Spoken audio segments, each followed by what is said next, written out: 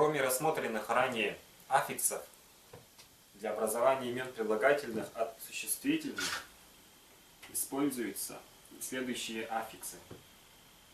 К, соответственно, все ее варианты: ки, ко, кю, звонкий вариант г, ги, гу, гю.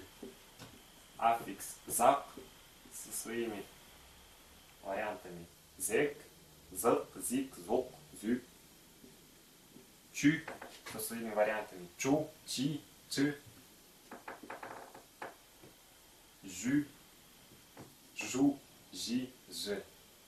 Например, кыш, кышкы. Зима, зимний. Чай, чайгы. Лето, летний. Оюн, игра. Оюнзак, склонный играть. Игривый. Ищ, работа. Ищи, трудовой. Ан, зверь. Анзак, любящий охотиться.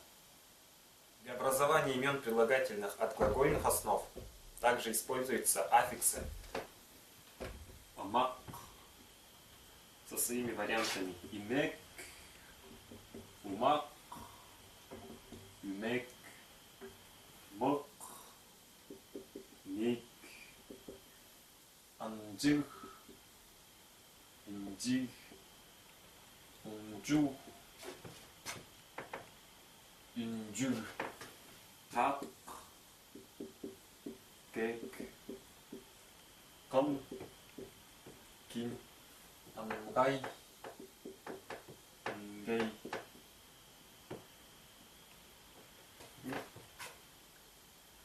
При помощи этих аффиксов образовано небольшое количество слов, например, казар — стараться, казанак — усердный, старательный. Основа кыз. Коргар — бояться. Коргунджу — страшный.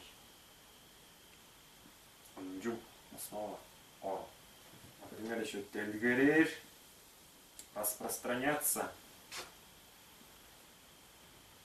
Тельгерингей — распространенный. Ингей — основа тельгера. Например, көжер — кочевать. Көшкүн — кочевой. Таких слов не очень много. Важно запомнить, что такие аффиксы принадлежат именам прилагательным.